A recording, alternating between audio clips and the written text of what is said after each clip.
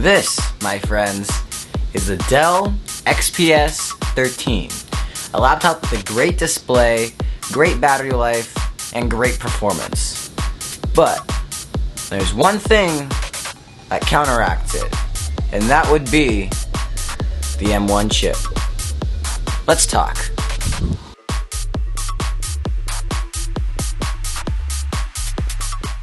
Let's start off with the one thing that you look at every single day when you use your laptop. Your display. The display on the Dell XPS 13 is a 1920 by 1200p panel. That means yes, it is 16 by 10, which is great for productivity. And it gets bright up to 500 nits of brightness. And the version I have here is touch sensitive, so you can use the touch screen to interact with Windows, and that's great. I love that. But the one thing I do want to state is that the M1 MacBook Pro, the regular one, the 13-inch one, right? That machine also has a 16 by 10 display at Quad HD, though you won't get that scaling because the scaling's stupid, but you do get like the overall like better sharpness quality. Now, as this is an Ultrabook, I want to go over performance next.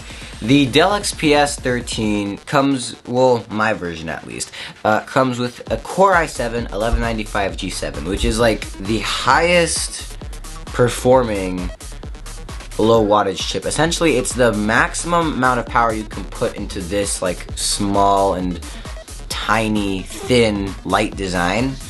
And it also comes with 16 gigs of RAM, 512 gigabytes of storage, and Intel's Xe graphics core, which is interesting.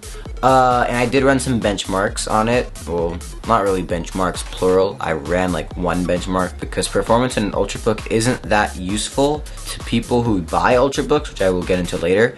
But it got a 3080 score on Cinebench for its CPU score, which surprised me because I checked, right, and I didn't have any of the power saving stuff on. I knew everything, all the stuff that I had was set to like the max power limit that you can on this like small of a system, and I tried it and I got a lower power score. I went down from 3080 to 2797 on the Cinebench, which was lower than even some last gen 10th gen like G series processors. So I was a little confused about that. Say anything down in the comments if you found like any other discrepancies in terms of performance. But for me, when I use it day to day, it feels snappy and fine. Not as snappy as my 14-inch MacBook Pro, because that thing has a 120Hz display and nothing's going to compare to that. I don't think in terms of performance this laptop performs well, and it will perform well into the future because it's snappy, it's fast, it's great overall in terms of performance.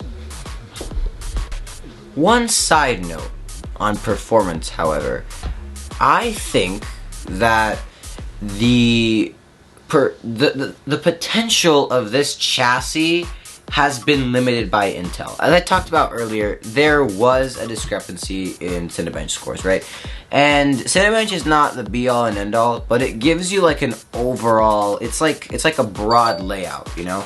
Like, if you get a low Cinebench score, your CPU is typically weaker, right? And I think that this is a last gen, this is not a 12th gen Intel CPU, right? So I think if they'd included a 4th gen or even 5th gen Ryzen, depending on when this thing came out, I think that it would be really good for them to just include a Ryzen version of this. I mean, AMD has optimized their products to run cool, run efficiently, and be fast. And Intel does that here, and it's great, it's fine. But I think AMD could have pushed that envelope further, and this chassis is like almost the perfect thing. It's like the perfect room for AMD, and I think that Dell like shot themselves in the foot there. Now, for battery life. Windows laptops have never really impressed me in terms of battery life. Max I've gotten on any Windows laptop is like 4 hours, and that's like Ultrabooks, like previous Dell Ultrabooks. Max I've gotten 4 or 5 hours. I don't know, did I change a setting or something? But this laptop right here, this Dell XPS 13, this thing will go a solid 10, 11 hours without me charging this thing. And I'm hammering it. I mean like 5, 10 Chrome tab, well not Chrome tabs, I use Edge because Edge is the best for battery life on Windows.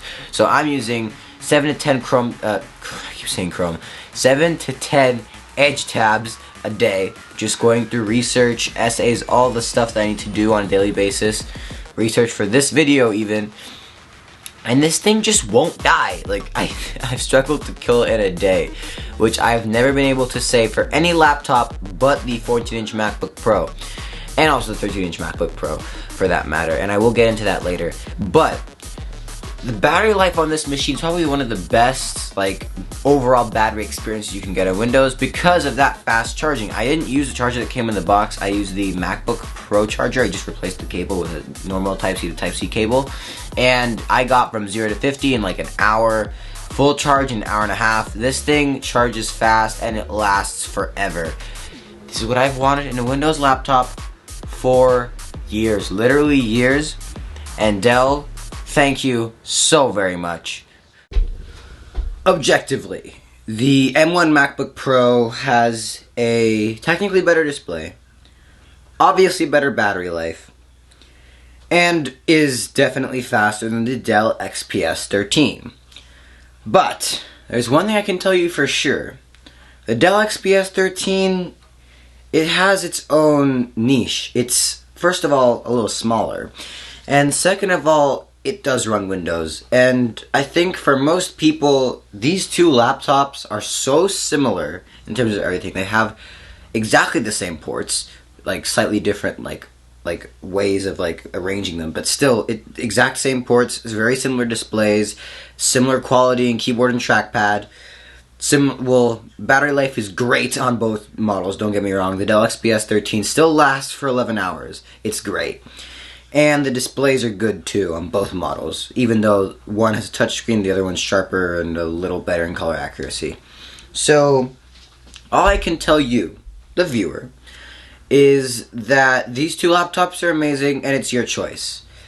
It comes down to that age-old question, Windows or Mac OS? And that is just, it's your choice, it's your workflow. There are some things that you can't do on Windows, and there's some things you can't do on Mac OS. So it's your choice as the viewer which one to buy. But I can tell you right now, the Dell XPS 13, it's a good buy. Alright, thanks for watching. Subscribe, like, ringling that dingling bell. I'll see you next time. Peace.